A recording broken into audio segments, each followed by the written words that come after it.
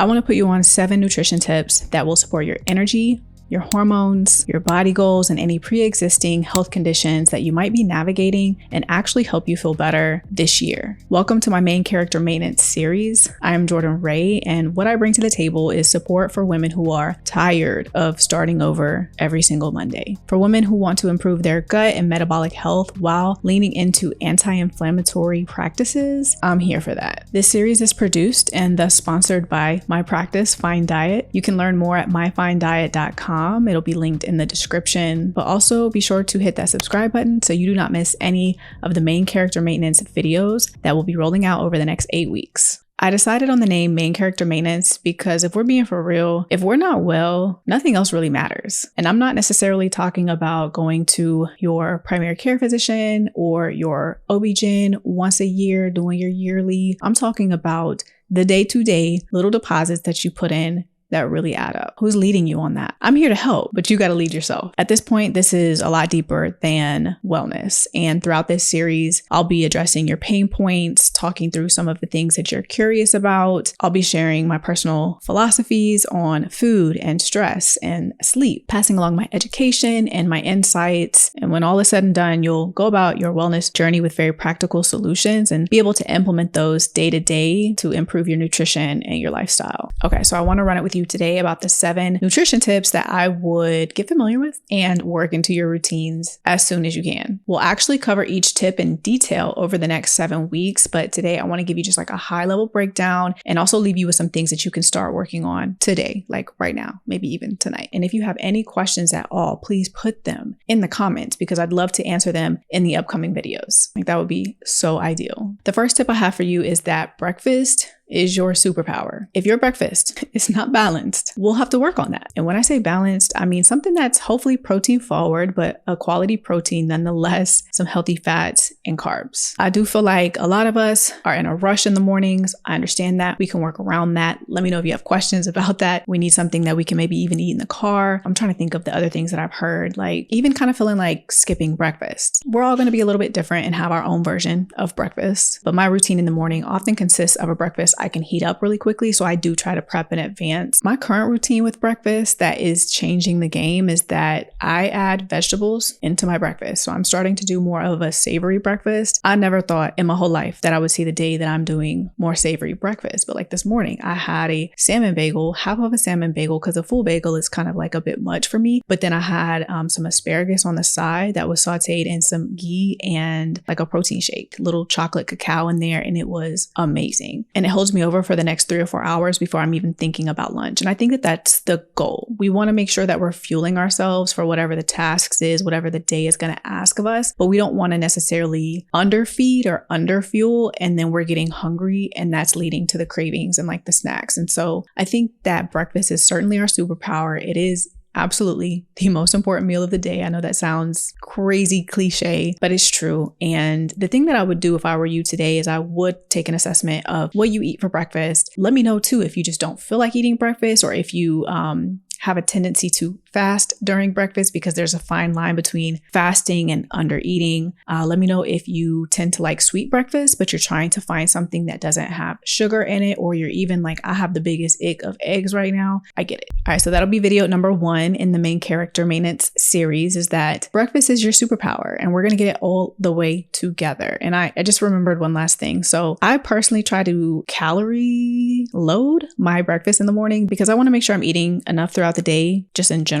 And if I wait until the end of the day and like I'm starving, I haven't really, had no plan all day, I just end up eating like the wrong things maybe. And so I would encourage you to just like think through all of the things. I am confident that we can find a breakfast situation that works for you and your life, your caloric needs, your dietary preferences, all the things. All right, tip number 2 is to listen to what your gut is telling you. Did you know that our gut contains like 70 to 80% of our immune system? It is the thing that protects us from outside pathogens. And a lot of times when we are digesting things, like we start to think about food and then we are salivating, we're eating, we're chewing, we're swallowing, and we're starting to digest food in our stomach, our digestive tract actually views everything as a pathogen until it determines that it's safe. So every time you take a bite of broccoli, your body is kind of like, what is this? it does not know, it does not have any familiarity with it until much later on in the process, because its first priority is to keep us safe. So anything that we eat is literally viewed as a pathogen until it is later determined safe by the digestive process. I think it goes without saying, but gut health has been a hot topic lately. I feel like I am definitely qualified to talk about gut health because I do have an autoimmune condition. It's called ulcerative colitis, and it is basically an attack on my colon, my intestines. And I had a really bad flare up like a year and a half ago, completely changed my life. Like, it was a health scare that sent me in a completely new direction in life. And so I definitely empathize with what it means to have gut health and what it means to not have gut health, and to feel like your gut has betrayed you, and to try to start to take the steps to heal your gut lining and to fight back, essentially, and to say, no, like, I have control in improving my condition, and I'm going to work on my intestinal lining every single day, even though I cannot see my insides. There's other dysfunctions that are happening along the digestive tract in particular. You have anything from SIBO, small intestinal bacterial overgrowth. You have IBS, irritable bowel syndrome. And the difference between IBS and IBD, if you're just curious, is that IBD is something that can be detected like at the microscopic level, whereas IBS is more of a cluster of symptoms, and it's a catch-all for a person who has like several different things going on, but it's not necessarily able to be diagnosed by like a procedure, or like, you don't see like active inflammation in someone's small or large intestines or something like that with IBS. They have like a collection of symptoms that distinguish that particular condition. So hopefully that makes sense how I am describing that. And you're kind of like, oh yeah, well, IBD, IBS kind of sound similar, but they are a bit different on how they're diagnosed and how they're treated. One thing that I would say you could do today to start to work on your gut health is to cut back on any processed foods, any or all, however many that you can, because those foods are a lot of times, most of the ingredients in those foods are simply non-nutritive. And if something is non-nutritive and you're putting it into your body and there's really no like nutrient value in that food, your body still has to work, and a lot of times work overtime, because it's got to figure out what to do with all of that stuff. And it's not as helpful for the body to immediately push into cells for like energy, or to push into the muscles, or to push into wherever. It's just not as easy for the body to utilize those processed ingredients because they are really difficult to work with. Let's just kind of put it that way. I can go into super specific detail, but I don't want to necessarily make this like a science video. I do want to keep it high level. But I would cut out a lot of processed foods, or like fast foods and things like that. Like anything that comes in a package, I would try to think like, do I need to read the ingredient label on this? Is this something that I can make at home, even though it's going to be a bit more time intensive? Is it something that I just need to put back on the shelf and get some extra fruit instead? The things that come in the package and that we find in the middle of the grocery store aisles. Yeah, like we don't want that to make up most of our diet. I think that the American diet is like way over 50% processed foods, somewhere close to maybe like, I don't know, 60 or 70% processed foods for Americans. And yeah, let's change that. Tip number 3 is to uncover why you are underfed and overstimulated. What is going on? A lot of us wake up. I have been so guilty of this, and I see people do it all the time. We drink coffee on an empty stomach, even though we know better. I'm sure that you have heard this before, like, don't drink coffee on an empty stomach. It is so true.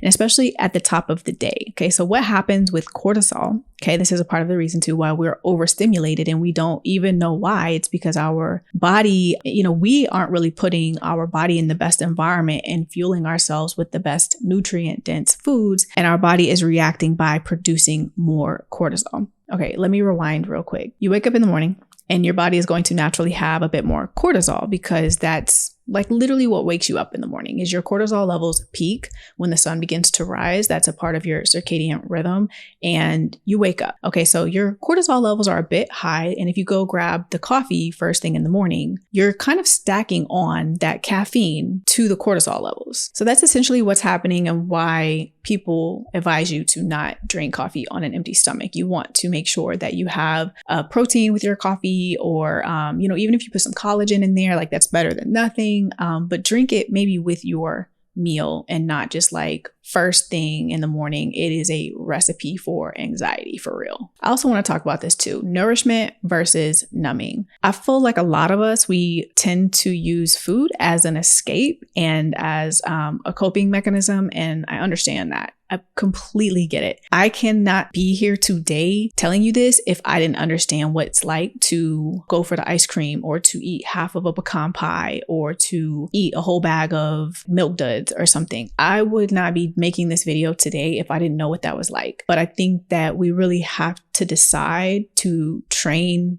our brains and to step up to the challenge that I don't need food to escape.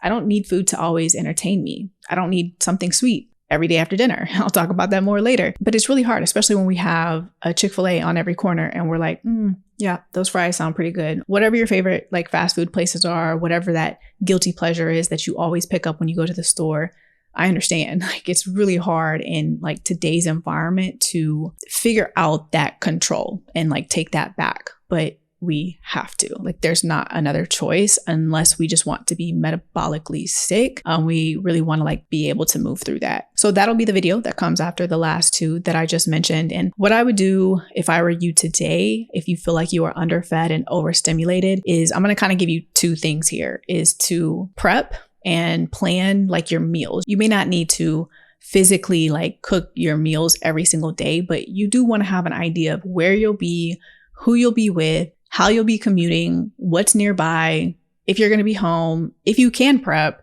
you need to have an idea of that going into the week to set yourself up for success. So you're not waiting until you're hungry to like then figure it out. By that point, it's too late. You're probably going to make a really bad decision with your meal, your next meal. So the way that I think about doing this is I call this my fine twos framework. It's where I choose 2 breakfasts, 2 lunch, 2 dinners, and I decide what I want to rotate that week. So this week in particular, I had for lunch, I had a tuna salad on like some buttered lettuce with a side of sweet potato chips. That was my lunch. And then my second lunch option was some ground beef with some jasmine rice and like zucchini and carrots. And so I already know going into the week that I have these like 2 breakfast options, 2 dinner, and 2 lunches that that's what I'm going to eat on this week. So whenever I want to cook one of them, I'll cook enough for maybe 2 or 3 meals and I'll have it for the next day. Another way you can think about that is to eat the same thing for lunch and dinner. Like whatever you make for lunch that day, you're like, I'm also going to eat this for dinner. Or if you need to make it the night before, be like, oh yeah, well, I'm going to eat these leftovers for lunch, like make extra. There's ways to go about this, and it's easier than you think, but it does take some planning, which is counterintuitive because it's like, well, then I got to like think about the planning and I got to set the time to plan it all. Definitely understand. And then last but not least, I would, for the overstimulated part, I would say to consider an herbal tea in the morning instead of a coffee or anything caffeinated, whether that's an energy drink or a matcha. Maybe try to do the herbal tea first. It's not that you can't do the caffeinated beverage later, but start your morning with something warm and something that's gentle for your nervous system, because there's just a lot of science behind like waking up and drinking that caffeine first thing in the morning. Tip number 4 is to sleep like you mean it, because sleep is a nutrient too. I promise you it is. And sleep is going to affect the next day. It's going to affect our stress the next day. And if we're stressed out, then it's going to affect our sleep later on that night. And sleep is so important because it's literally when our body gets to recover and repair itself. So it's much more than just rest. And if you didn't know that, like slow down and think about that. When we go to sleep at night, that is our time. Our body and every cell in our body is going to repair itself. It's going to be like, okay, we just had this day. Whew, okay, that's done. All of them cells need to rest. And then they're going to actually be working on themselves and doing a little, cell self-improvement throughout the night so that we can wake up the next day and feel really, really replenished. So sometimes the next day, if you wake up and you're like, I slept for 8 hours, but I still feel tired, your body isn't recovering. And there's a reason for that. And if I just struck a nerve there, be sure to let me know in the comments if you are dealing with that, where you're like, yeah, I'm sleeping like 7 or 8 hours at night, but I still feel groggy in the morning. We can talk about that and troubleshoot, because it could be a variety of different things that, are affecting you in that way. So your sleep is so important. Sleep hygiene is a concept where it's, what are you doing before you go to bed every night? Are you able to put the phone down? Are you able to have a glass of herbal tea or chamomile? Do you take magnesium in the evenings? Are you practicing some form of sleep meditation? Would that be helpful? Legs up the wall. Are you able to turn on some classical music or something? Do you have blackout curtains in your room to, shut out all of the extra light?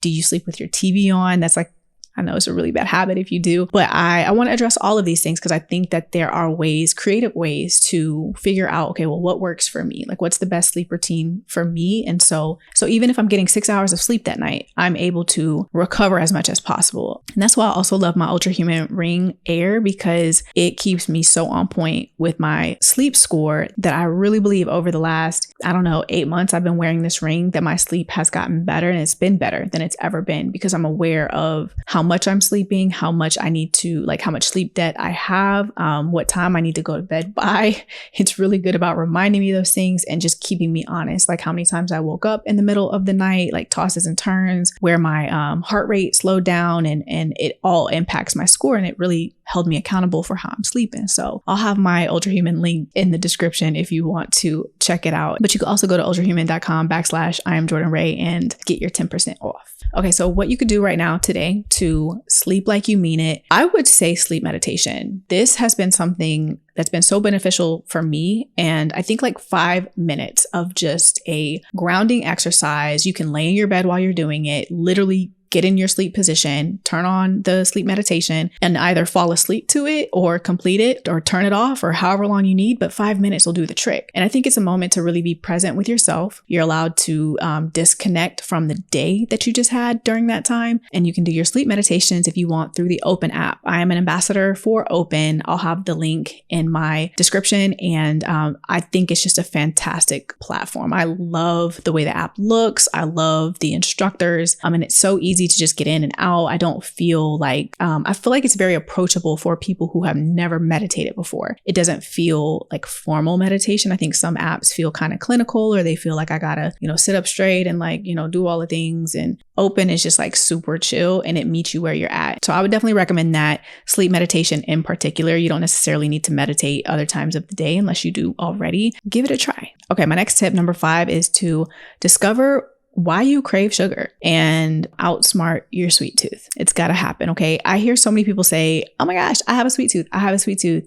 I love sugar. I love it. I love it. I love it. And I'm like, no, you do not love sugar. Your body does not love sugar. It doesn't. I'm just going to keep shaking my head because if anybody watching this is like, but I have a sweet tooth, I can't do nothing about it. You're talking to a person who literally thought that they could never give up a donut, and that hasn't ate a donut in over a year and a half. I've ate other stuff. Don't get me wrong. I definitely have had some cake. I've had ice cream, and I've had a lot of I enjoy my food. I really do. But I pay big attention to how much sugar that I eat. So if anybody's watching and is like, I have a sweet tooth, there's nothing I can do about it, you're wrong. I'm just going to say it. And it's your body. It's your bad bacteria in your gut that's being fed by that sugar. And your mind is tricking you because every time you eat sugar, your body releases dopamine, and you get a little happy, and then you have a blood sugar spike, and then you have a crash, and then you feel a little moody or sad, and you don't know what to attribute it to because you don't know how much sugar you're eating every day. Did you know that there is a 25-gram difference in between what the FDA recommends for our daily recommended sugar intake and what the American Heart Association recommends, which is 25 grams. So it's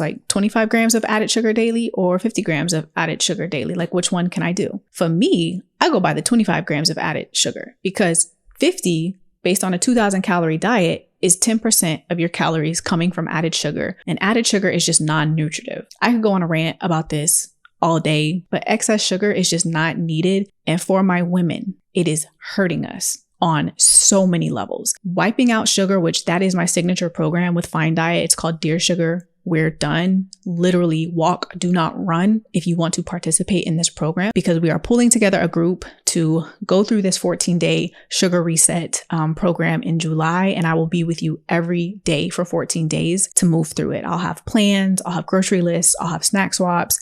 I will have additional education on sugar, and that way you can read your own labels and you can start to get really knowledgeable and comfortable and confident on what sugar is doing to your body, because it's bad. And I don't want to scare nobody, but oh my gosh, if I can give up sugar, I think anybody could give up sugar, because I don't know. I just thought, well, I drank water all day, or I had salmon and vegetables last night for dinner. I can go have a donut the next morning, or like every Friday, I love donuts, y'all. And every Friday I would go get a donut from this place across the street, and I would try their donut of the week. And it's called District Donuts. They have the best donuts. And they really don't have the best donuts, because donuts is really not that good. Once I took donuts out of my diet, I really wasn't tripping. I ain't been tripping since. They look good. I think now though, I'd rather have a slice of cake and I'm straight. But anyways, my food philosophy around sugar is that, girl, you do not have a sweet tooth. Your blood sugar is just dysregulated. And so let's do something about it. So what I would say you could do right now about your sugar cravings is to start reducing your sugar intake. You can do this by reading labels under carbohydrates. You'll see added sugars. Try not to go over 25 grams a day. I know it's going to be really hard because there is sugar hiding in everything. And if you really want to get involved with the Fine Diet crew and my entire program and my practice, you can enroll in this program and participate in a 14-day sugar reset cleanse. I'll have it up in perpetuity. You can always do it. But if you want to do it with the group, we're starting that in July. It's going to be really fun too. Tip number 6 is supporting your skin and your cycle with your diet. I really cannot emphasize how much all of these things are connected, especially for women. And not that I am excluding men necessarily, but I'm obviously a woman, and I've just had these like light bulb moments and things that have connected. I'm like, wow, we were never really taught this. And if you were taught some of this stuff, I would just be so grateful, because I wasn't taught a lot of this stuff in school, or just like there was just no one around me who like really knew, or I wasn't listening. I don't know. But anyways, I definitely want to elaborate more when we get to that video around how protein and healthy fats are going to help us support our skin, our cycles, and even maybe some seed cycling. In general, like my philosophy around food and like hormones is, we're not crazy. Our hormones just need support. I think we don't really realize at the hormonal level how much our body is actually asking for protein. With protein in particular, I think sometimes women are, turned off by protein, because it's like, oh, like that's for like people who go to the gym and lift weights, like they do protein. And the average woman who maybe isn't in the gym lifting weights, or, they're like, I do some, spin classes or stuff like that, but like, I'm not really, an athlete. If they don't view themselves as an athlete, I think it's hard for them to wrap their minds around that they still need protein. Like they still live in a body and they have hormones just like the athletes or the non-athletes, or the people who are runners versus the people who are like, no, like I just like to walk every day, versus the women who are a little bit older than us or younger than us. It doesn't matter. We need protein. And even the older we get, science is saying we need more protein, because our bodies and our brains are weakening as we get older. And we really need to supplement that in our diets with protein. So I know I just said protein like 20 times. But what you can do right now today to support your skin and your cycles with diet, I would challenge you to think about the diet that you prefer. You might be vegetarian or pescatarian, mixed diet. You might be a little bit more like anti-inflammatory protocol. You might do paleo, or I'm trying to think of all of the things. You might have a fast coming up. Think about the ways that your diet and your preferences around that are maybe impacting your hormones and your skin. There's a world where you're like, yeah, I really love dairy. And maybe not dairy necessarily, but like, yeah, I eat a lot of Greek yogurt because there's a lot of protein in Greek yogurt. But are you sensitive to dairy? Like, even if you're not intolerant, you may have a sensitivity to dairy that could be affecting your skin, that could be affecting your cycles.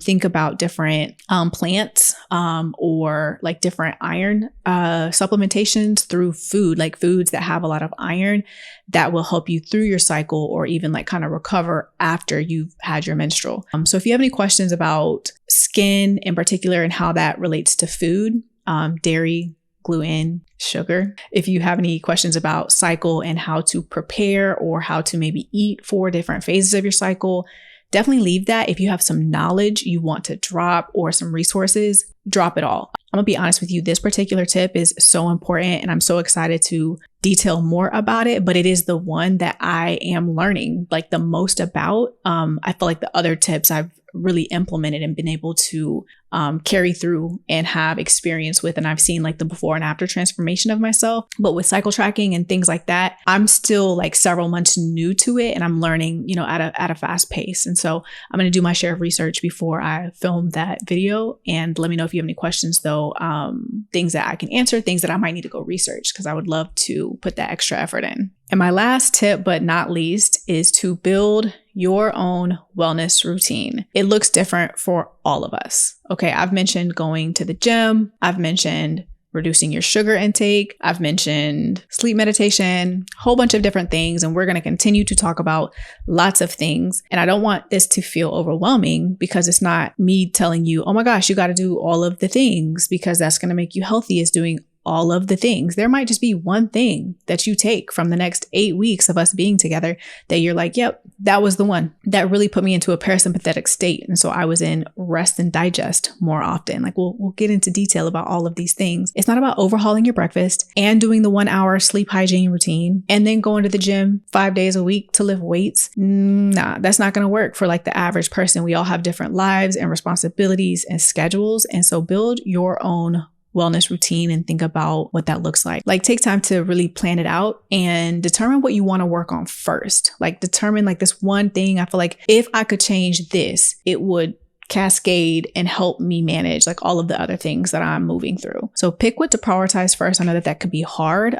That's something that like if we were working together, which we totally can, that's available on my website. So you can get all the information that you need there. But if we were working together, I would be able to help you prioritize what really needs to come first based on a lot of paperwork that you'll fill out and conversations that we'll have, questions that I'll ask you, and details that I'll get from you about your current routine and your preferences and things that you are willing to do and not to do, things you have time for. Even like budget is a thing. Like all of us have different budgets. And so like this just came to mind, but supplementation is something where I'm like, you know, if you don't like have $40 or $50, $60, $80, $100 a month to spend on supplements, like why would you just not look at your diet first? And as you should be assessing your diet in all cases first, am I getting what I need to get out of my diet first before I add supplementation? I just say all that to say working together would allow me to help you pick what to prioritize and give you a protocol so you can work that out. But yeah, at the end of the series, I will give you an integration plan. You'll have an exit ramp so you can figure out, okay, what do I choose first? What do I want to work on? How am I going to go about all of this stuff that she just told me to do?